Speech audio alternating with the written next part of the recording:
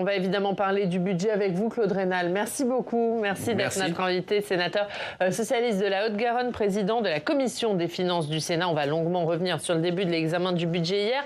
Mais d'abord, on commence par la presse régionale. Alors exceptionnellement, il n'y a pas 3-1 ce matin parce que Emmanuel Macron poursuit ses rendez-vous avec la presse régionale pour un face aux lecteurs. Et on va aller justement voir ce qui se passe aujourd'hui. Il est dans les Vosges, à Mirecourt, avec les lecteurs du groupe EBRA, les journaux régionaux de l'Est de la France. Et on est avec l'un des animateurs de ce débat, Alexandre Poplavski-Mayor. Bonjour Alexandre, merci beaucoup d'être là, rédacteur en chef adjoint de l'Est républicain, du Républicain Lorrain, de Vosges Matin. Emmanuel Macron qui poursuit donc, Alexandre, dans les Vosges, sa croisade contre la désinformation. Oui, le chef de l'État, Oriane, rencontre et répond en effet ce matin à Mirecourt, dans les Vosges, aux questions des lecteurs de nos journaux, ceux du groupe EBRA, le premier groupe de presse quotidienne régionale, qui s'étend de la Lorraine au Vaucluse. Les sujets porteront sur la problématique de la démocratie à l'épreuve des réseaux sociaux et des algorithmes. Les échanges s'ouvriront sur la désinformation et les ingérences étrangères. Un constat pas nouveau, mais qui s'aggrave. 150 faux sites d'information, rien que sur les 6 premiers mois de l'année. Ça interroge à quelques mois, évidemment, des municipales et à 15 mois de la présidentielle. Nous avons d'ailleurs publié une enquête exclusive sur ce sujet jeudi.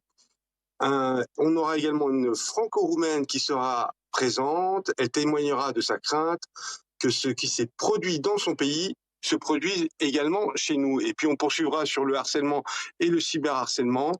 Nous parlerons également d'éducation aux médias et à l'information. Et les journaux du groupe EBRA, Alexandre, ils sont très engagés dans l'éducation aux médias. Oui, effectivement, ce vendredi s'achève en Alsace l'opération Journaliste d'un jour, portée par les journaux de l'Alsace et des DNA. Ce sont près de 600 lycéens qui sont investis dans cette opération. La semaine dernière, en Lorraine, nous avons organisé un campus transfrontalier avec des jeunes originaires du Luxembourg, de Belgique et de Lorraine, et ainsi que d'Allemagne. Et puis dans les deux cas, il s'agissait pour les jeunes de créer des contenus journalistiques par l'écrit, l'image et la vidéo, de découvrir comment se construit une information fiable et vérifiée. Partout, d'ailleurs, dans le groupe EBRA se tiennent régulièrement des ateliers d'éducation aux médias et à l'information, s'adressant à tous les publics, jeunes et moins jeunes, pour favoriser la lutte contre les fausses informations et le développement de l'esprit critique. Merci beaucoup, merci Alexandre. La une de Vosges Matin, le président Macron face à nos lecteurs, Emmanuel Macron, qui, vous l'avez dit, est donc à Mirecourt dans les Vosges aujourd'hui pour rencontrer les lecteurs du groupe EBRA et vous allez animer ce débat, Alexandre. Merci beaucoup d'avoir été avec nous. Un mot de réaction, Claude Raynal, le chef de l'État qui fait le tour de la presse régionale pour parler aux lecteurs de la lutte notamment contre la désinformation. Il a raison de prendre ce sujet en main ? Oui, sur le fond, bien entendu, c'est un des sujets aujourd'hui majeurs, la désinformation, l'accès à l'information fiable, la baisse de la QPR, d'une certaine façon, en tout cas papier, la transformation, la façon dont aujourd'hui les jeunes s'informent par des messages extrêmement courts. On sait que dès qu'on fait des messages très courts, on a une information qui forcément est orientée. Par nature, la complexité nécessite un peu de temps. C'est pas notre temps, c'est pas notre époque. On peut le regretter. La seule question qu'il faut avoir, c'est comment on peut faire avec les outils qui sont de toute façon les outils d'aujourd'hui et comment on peut mieux maîtriser les choses. C'est un enjeu démocratique au sens large. On le sent tous, on le comprend tous, et donc on doit y être vigilant. Ouais. Il avait d'ailleurs commencé ce Tour de France chez vous, hein. C'était avec les lecteurs de La Dépêche et il le poursuit donc avec la presse régionale. Une annonce hier d'Emmanuel Macron qui a donc annoncé la création d'un service militaire volontaire. C'est une bonne mesure ? En tout cas, elle est logique par rapport, au moment, à l'orientation qui est donnée sur les finances publiques, d'ailleurs, sur le soutien à l'armée. Il n'y a pas d'armée sans personnel, donc il faut sans doute orienter autant que possible des jeunes qui le souhaiteraient, bien sûr, vers les métiers militaires. Donc, ça peut passer par différentes mesures, sans doute. Je ne les ai pas en tête, mais peut imaginer des choses diverses. Je constate qu'en Europe, plusieurs pays ont déjà mis en place ce type de formule, notamment en Allemagne, pour renforcer aussi cet intérêt des Français pour leur armée. Je pense que, encore une fois, on est dans une période qui veut ça. C'est dommage, c'est malheureux d'une certaine façon, mais c'est ainsi. La guerre est aux portes de l'Europe et donc il faut montrer aussi des signaux, je pense, par rapport à des gens comme Poutine, pour lui montrer que l'Europe réagit. Et ça a un coût, hein, vous qui présidez la mission des finances, on parle de 2,3 milliards, le coût de cette mesure. On a les moyens de le financer ? Si le président l'a annoncé, c'est qu'il pense que c'est faisable. En tout cas, ça sera très compliqué à financer, pas cette mesure-là, mais l'ensemble des mesures nouvelles dans la période que nous connaissons. Déjà les 6 milliards qui étaient annoncés pour les armées de manière globale. Alors, donc je ne sais pas si cette mesure finalement trouverait sa place dans ce financement-là, puisque de toute façon, il s'agit d'une montée en puissance. Donc il faudra regarder dans le temps comment ça peut s'inscrire dans les budgets. Il y a toujours la possibilité de faire, mais en même temps, il faut trouver les recettes nouvelles en face. Et on va justement en parler de ce budget, hein, Quentin. C'est parti donc pour l'examen du budget de l'État, le projet de loi de finances en séance au Sénat. Quentin, vous avez suivi attentivement les premières heures de séance hier. Oui, on le rappelle, hein, à l'unanimité -1, les députés ont rejeté le texte la semaine dernière. C'est donc maintenant au Sénat que le projet de loi de finances est arrivé. L'examen a commencé hier en séance et la majorité de la droite et du centre qui veut réduire le déficit de façon drastique en le ramenant l'année prochaine à 4,7% du PIB, hein, contre les 5,4% cette année. Pour y parvenir, la droite et le centre qui veulent limiter les hausses d'impôts, préférant tailler dans les dépenses de l'État. Prenons un exemple. Les députés, avec l'accord du gouvernement, prévoyaient d'augmenter à 6,2 milliards la surtaxe pour les grandes entreprises. Eh bien, les sénateurs de droite et du centre veulent au contraire la ramener à 4 milliards, avec au passage, vous allez l'entendre hier en séance, un petit tacle glissé à la ministre des Comptes publics. Écoutez le rapporteur général du budget, c'est Jean-François Husson.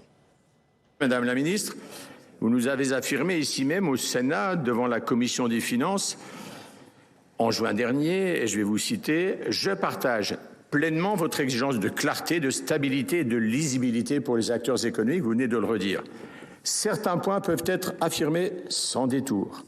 La surtaxe d'impôt sur les sociétés n'existera plus en 2026. Merci. Le gouvernement n'a nulle intention de recourir à une baguette magique fiscale pour combler des écarts dont la cause est, je cite, la hausse de la dépense. Vous me direz que vous parliez au nom d'un autre gouvernement. C'est vrai. Mais vous êtes toujours la même ministre, c'est également vrai. Et hier en séance, aussi bien le ministre de l'économie, des finances que la ministre du budget ont plaidé en faveur d'un compromis, avec l'espoir que la copie qui sera votée au Sénat puisse embarquer avec elle certains députés lorsque le texte repartira à l'Assemblée. Écoutez Amélie de Montchalin. Alors vous le savez, l'objectif du gouvernement est très clair et je sais qu'il est partagé avec vous. Il est que nous puissions construire un compromis avec les forces politiques pour donner un budget au pays avant le 31 décembre. Effectivement, la semaine dernière, l'Assemblée nationale n'a pas adopté la première partie du projet de loi de finances. Là où certains formulent un constat d'échec, je ne veux pas me laisser aller au fatalisme ambiant. Oui, je le crois et je le dis avec sincérité, nous pouvons trouver un compromis pour donner un budget au pays. Voilà, donc les sénateurs qui démarrent maintenant l'examen des articles et des amendements. La partie recettes sera soumise au vote jeudi prochain, le 4 décembre. Puis ils se lanceront, vous vous lancerez dans 9 jours à l'assaut du volet dépenses qui comprend les budgets de chaque ministère, mission par mission. Et à la fin, donc, le 15 décembre, un vote sur l'ensemble du projet de loi de finances. On sera alors à quelques jours, 15 décembre, de la date fatidique pour voter un budget. Claude Raynal, cet examen au Sénat, est-ce qu'il va servir à quelque chose selon vous? La copie finale qui va sortir du Sénat, est-ce qu'elle peut servir de base à un compromis avec d'autres groupes politiques au Parlement? Alors, il y a quelque chose de particulier. C'est que comme la copie n'a pas été finalement votée à l'Assemblée nationale, on part de la copie du Sénat, quoi qu'il en soit. Donc, voilà. Et donc, c'est la copie du Sénat qui sera sur la table, avec évidemment, restant en discussion, le projet initial du gouvernement qui est derrière. Donc, voilà. À partir de là, nous, effectivement, durant cette période, on va essayer de rentrer un certain nombre de débats et si possible de votes sur des idées qui sont les nôtres. C'est le travail qui est le nôtre. Et puis ensuite, nous verrons comment s'organise la discussion sur une commission mixte paritaire. Mais ce qui est important, c'est pas d'avoir une commission mixte paritaire qui soit conclusive. Généralement, quand elle est conclusive, ça permet un vote du budget. Dans la situation où nous sommes, il faut non seulement une commission mixte paritaire conclusive, mais il faut que derrière, l'Assemblée nationale la vote. Et donc, il faut tenir compte de l'ensemble des sensibilités qui composent aujourd'hui l'Assemblée nationale. Mais est-ce que vous avez l'impression que la droite sénatoriale est sur ce raisonnement? Est-ce qu'elle a envie d'un compromis, ou est-ce qu'elle est sur on va voter un budget de droite sénatoriale? On va le voir. Ce qui est certain déjà, c'est que sur le projet de loi de financement de la sécurité sociale, la position qui a été prise, c'est une position extrêmement raide, de revenir sur tout, et tout de suite de déclarer une commission mixte non conclusive. Et finalement, qu'est-ce qui va se passer? C'est l'Assemblée nationale qui va décider de tout et la voix du Sénat va disparaître. Voilà. Je ne considère pas que ce soit une bonne méthode, ni pour le PLFSS, ni pour le PLF. Alors, je pense que les choses seront derrière les apparences de retour sur un certain nombre de dogmes de la majorité sénatoriale. Derrière, il y aura quand même la vision future, de préparer le futur, parce que je pense que de toute façon, ce projet de loi de finances, il faut pouvoir faire ensemble et trouver ensemble les compromis. Je pense qu'au final, après un affichage peut-être un peu raide, il y aura de toute façon des recherches de compromis. C'est l'intérêt du pays et je vois mal la majorité sénatoriale ne pas prendre en compte l'intérêt du pays, de trouver une voie pour avoir un budget. Quentin. On avait vu tout à l'heure une infographie que j'ai montré, une animation tout à l'heure avec le chiffre du déficit que souhaitent viser les sénateurs de droite et du centre, un déficit à 4,7%. Est-ce que ce chiffre, il est trop raide? On a vu que Sébastien Lecornu, lui, il ouvrait la porte à un déficit à 5%, donc un effort moindre à atteindre dans le budget. Est-ce que vous pensez que c'est réalisable, ça, à la fin? Déjà, sur la copie du Sénat, on verra. Mais quand on voit par les premières propositions, on voit des propositions de diminution des recettes. Ça, on les voit clairement, notamment la surtaxe sur les entreprises, qui d'ailleurs totalement disparaîtrait dans la première copie, en tout cas faite par le Sénat. On le voit aussi sur d'autres baisses de recettes, en particulier, et nous les partageons concernant les collectivités locales. Donc on voit bien la diminution des recettes. On voit moins, en réalité, aujourd'hui, où se font les augmentations. Et si on le voit, on ne les trouve pas toujours forcément pertinentes. Par exemple, le plan France 2030, il n'y aurait plus de possibilité durant un an d'engager de nouveaux chantiers. Ça rapporterait sur le papier 1 milliard d'euros, mais ça pourrait avoir des conséquences là aussi très importantes pour les entreprises, justement. Oui. Quentin, on poursuit? On poursuit. Les mesures? Oui, on a commencé à en parler, les mesures. La droite sénatoriale qui refuse d'augmenter la surtaxe de l'impôt sur les sociétés pour les grandes entreprises. On a aussi vu d'autres mesures, par exemple l'abaissement du plafond pour toucher l'abattement de 10% sur les pensions de retraite, réduction aussi du crédit d'impôt pour les services à domicile de 50 à 45%. Autre mesure que je voulais rappeler, création d'une taxe nationale sur les colis de moins de 150 euros. La taxe, elle passerait de 2 à 5 euros et l'effort, vous le disiez, Monsieur Reynal, pour les collectivités qui serait ramené à 2 milliards d'euros contre 4,6 dans le budget du gouvernement. Alors, comment qualifier toutes ces mesures? Est-ce qu'elles seraient, certaines d'entre elles, acceptables pour la gauche sénatoriale? On pense par exemple à la taxe sur les petits colis que vous pourriez voter, vous l'avez dit. Oui, je crois que ça peut se regarder. En même temps, c'est peut-être une taxe qui aurait tendance à s'éteindre au fil du temps, parce qu'un niveau de taxation important pourrait réduire l'intérêt finalement de certaines opérations. Donc, un intérêt général à limiter les importations de produits de Chine, par exemple, avec une taxe qui viendrait des fois être supérieure au prix du produit qui serait dans le colis. Donc, ça aurait, en termes de rendement, ça aurait un effet, mais ça aurait un effet tout à fait utile de limiter ces importations. Il y a aussi un amendement alors, qui est proposé par les socialistes pour instaurer un emprunt obligatoire d'une durée de 5 ans à taux zéro pour environ 20 000 contribuables les plus aisés. On va voir ce qu'en pense votre collègue, le rapporteur général du budget LR, Jean-François Husson. C'est les travaux forcés, vous savez, c'est l'emprunt, vous n'avez rien à dire, vous êtes obligé, on ne vous donne rien. Sur le principe, c'est inacceptable. Je suis attaché à un mot. Liberté. Je crois que les socialistes le sont au moins autant que moi. Alors qu'on laisse à chacun la liberté, je dirais, d'entreprendre, de créer. Il y a suffisamment, me semble-t-il, aujourd'hui, de prélèvements divers et multiples sur celles et ceux qui gagnent de l'argent, mais ça tombe pas du ciel, l'argent. Il n'y a pas d'argent magique. Eh bien, moi, je voudrais qu'on respecte un peu la liberté d'entreprendre et de réussir pour tous les Français. Qu'est-ce que vous lui dites ? Une réponse un peu idéologique, si je puis dire, à quelque chose qui est simple, qui s'est pratiqué rarement dans l'histoire. En 1983. En 1983, ça nous rappelle des moments particuliers. Et simplement vous dire que, bien sûr, c'est pas du tout la liberté d'entreprendre dont il est question. Il est question simplement d'orienter une partie de l'épargne de ceux qui en ont beaucoup vers un emprunt obligatoire à 0%. Si on voulait le tourner différemment, parce qu'on prend toujours les mesures par la façon dont elles se réalisent ou elles sont écrites. Mais si on regarde de manière générale de quoi on parle, du soutien de ceux qui le peuvent, finalement, au pays dont ils sont membres et dont ils sont fiers. Il s'agit de prêter pour une durée courte des montants qui seront restitués au bout de 3-4 ans. C'est au Parlement d'en discuter et au gouvernement de dire son intérêt ou non pour la mesure. Donc il s'agit finalement de flécher une partie d'épargne très limitée par rapport à ces familles-là, non plus sur finalement de l'assurance vie, des choses qui rapportent des fois des sommes assez limité, de l'ordre de 2%, à peine plus que l'inflation, et simplement de se priver de l'inflation pendant 3-4 ans. Voilà, c'est un geste civique d'abord.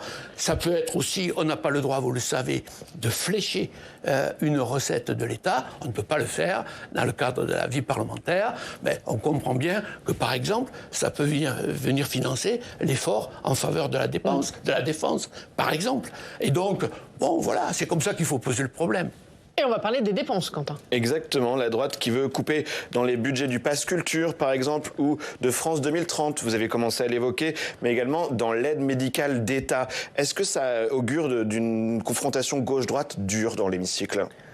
Si vous voulez, chaque fois qu'on est sur des amendements caricaturaux, il y aura effectivement un débat qui va reprendre des choses qu'on connaît déjà, que vous connaissez parfaitement. Parce que l'aide médicale d'État, oui, mais la droite dit aussi que le budget de l'aide médicale d'État a fortement augmenté. Il est maintenant près d'1 milliard d'euros. Est-ce qu'il n'y a pas aussi des dépenses à avoir aussi là-dedans ? Non, c'est caricatural lorsque la droite pose ce débat. C'est caricatural et que, bien entendu, que s'il y a des ajustements à faire à la marge, ils peuvent se faire sans déclaration et en dehors même, si vous voulez, du projet de loi de finances. Donc là, ce sont des signaux qui sont donnés vers l'électorat d'extrême droite. Bon, d'autant plus que ce que les Français qui nous écoutent doivent comprendre, c'est que ça se traduit jamais par une diminution de la dépense. Ça se traduit par un transfert entre le budget de l'État et le budget de la sécurité sociale. Mais de toute façon, on ne laissera jamais en France, pour l'instant, quelqu'un mourir au pied de l'hôpital. Ça n'existe pas.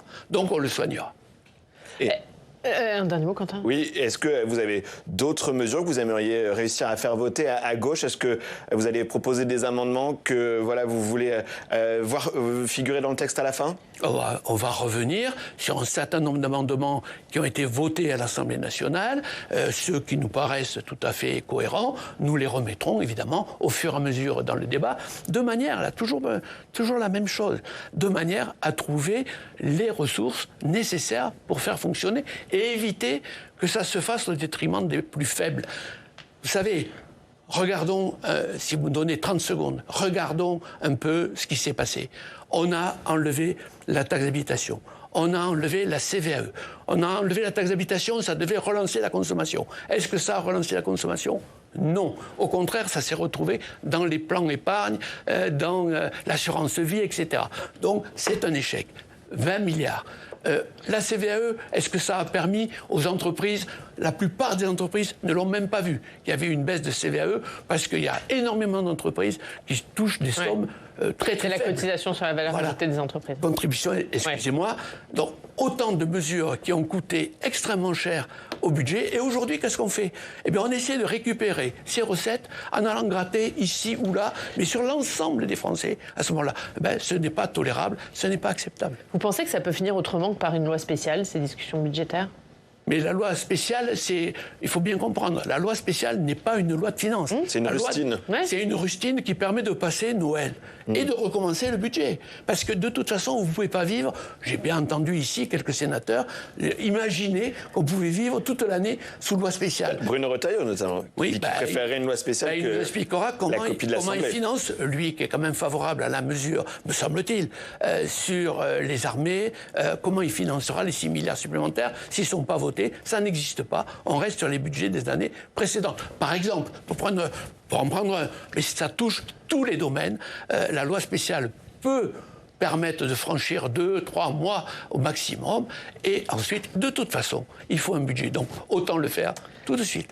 Allez, on va terminer par l'actualité dans nos régions avec nos partenaires de la presse régionale. On va à Aurillac, on retrouve Pierre Reynaud. Bonjour Pierre, merci beaucoup d'être avec nous, directeur départemental du journal La Montagne dans le Cantal. Pierre, en une de votre journal ce matin, un dossier sur les inégalités de chance face aux études supérieures, selon que l'on est un jeune de zone rurale ou bien de zone urbaine. Effectivement, on va parler jeunesse, de ces différences d'orientation entre les jeunes des villes et les jeunes des campagnes, que nous avons abordé dans l'édition du jour, dans un dossier sur 2 pages que l'on a titré en une « La lutte des classes ». La lutte des classes pour parler d'une France à 2 vitesses, d'une fracture territoriale, celle de l'accès aux études supérieures. Juste pour contextualiser notre dossier, je veux rappeler que les résultats scolaires des jeunes ruraux sont dans la moyenne nationale. Mais ils ont souvent des aspirations professionnelles plus limitées, plus modestes que les jeunes des métropoles. Une récente étude montre ainsi un écart de presque 20 points entre les jeunes ruraux et les jeunes urbains, quand on leur demande s'ils veulent faire des études ambitieuses, comme les classes préparatoires aux grandes écoles. Quels sont les obstacles ? Il y a un mécanisme psychologique d'autocensure, un sentiment fort que certaines formations, que certains métiers ne sont pas faits pour eux. Il y a aussi moins d'opportunités universitaires et professionnelles près de chez eux, ce qui suppose de partir avec pour certaines familles des freins financiers. Le problème est que ces jeunes des campagnes et des villes ne sont pas dans la même situation de départ. Les ruraux ont des défis supplémentaires à relever. Comment, d'après vous, peut-on surmonter tous ces obstacles ? Si la question m'est posée directement, je comprends ça. Elle vous est posée directement, monsieur le sénateur. Le sujet que vous évoquez est un sujet qui est sur la table depuis 30 ans, 40 ans.